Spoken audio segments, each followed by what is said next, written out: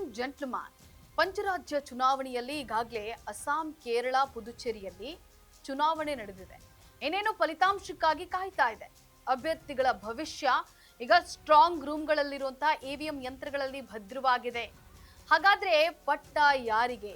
ಮತದಾನದ ನಂತರದ ಸಮೀಕ್ಷೆಗಳು ಏನ್ ಹೇಳ್ತಾ ಇದೆ? ಈ ಎಲ್ಲಾ ವಿಚಾರಗಳ ಬಗ್ಗೆ ಕಂಪ್ಲೀಟ್ ಡೀಟೇಲ್ಸ್ ಅನ್ನ ನೀಡ್ತೀನಿ. ಎಸ್ ವೀಕ್ಷಕರೇ, ನೆಲ ಜಲ ಭಾಷೆಗಾಗಿ ಪ್ರಾಮಾಣಿಕ ಪತ್ರಿಕೋದ್ಯಮ.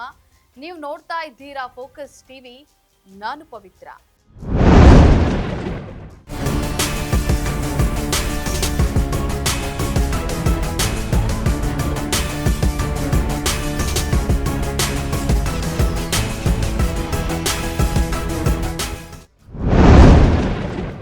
ವೀಕ್ಷಕರೇ, ಅಸ್ಸಾಂನಲ್ಲಿ ಮುಖ್ಯಮಂತ್ರಿ ಹಿಮಂತ್ ಬಿಸ್ವಾ ಶರ್ಮಾ ಅವರ ಆಡಳಿತ ವೈಖರಿ ಮತ್ತು ಅಭಿವೃದ್ಧಿ ಮಂತ್ರ ಬಿಜೆಪಿಗೆ ಪ್ಲಸ್ ಪಾಯಿಂಟ್ ಆಗುತ್ತೆ ಎನ್ನಲಾಗ್ತಾ ಇದೆ.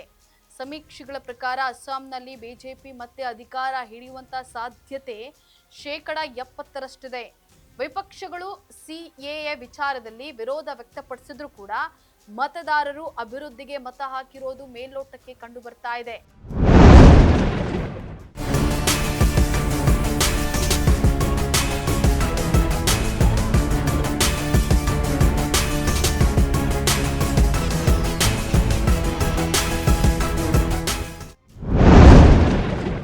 ವೀಕ್ಷಕರೇ, ಇನ್ನು ಕೇರಳದ ಕಡೆ ಬಂದ್ರೆ ಕಾಂಗ್ರೆಸ್ ನೇತೃತ್ವದ ಯುಡಿಎಫ್ ಪಿಣರಾಯಿ ವಿಜಯನ್ ಅವರ ಎಲ್ಡಿಎಫ್ಗೆ ಭರ್ಜರಿ ಪೈಪೋಟಿಯನ್ನ ನೀಡಿದ್ದು, ಕೇರಳಕ್ಕೆ ಹೊಸ ಸಾರಥಿ ಸಿಕ್ಕಿದ್ರೂ ಕೂಡ ಅಚ್ಚರಿ ಇಲ್ಲ ಅಂತ ಹೇಳಲಾಗ್ತಾ ಇದೆ.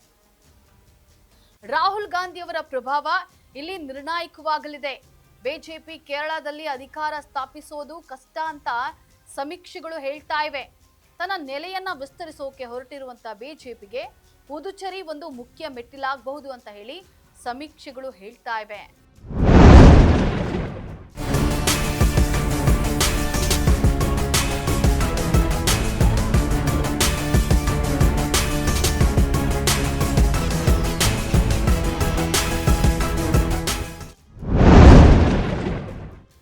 ಸಮೀಕ್ಷೆಗಳು ಏನೇ ಹೇಳಿದ್ರು ಕೂಡ ಅಂತಿಮ ತೀರ್ಪು ಮತದಾರನ ಕೈಯಲ್ಲಿದೆ. ಮೇ 4ರಂದು ಎಲ್ಲದಕ್ಕೂ ಉತ್ತರ ಸಿಗಲಿದೆ. ಇದಾಗಿತ್ತು ಈ ಕ್ಷಣದ ಪೊಲಿಟಿಕಲ್ ಅಪ್ಡೇಟ್. ನೆಲ ಜಲ ಭಾಷೆಗಾಗಿ ನೋಡ್ತಾ ಇರಿ ಫೋಕಸ್ ಟಿವಿ.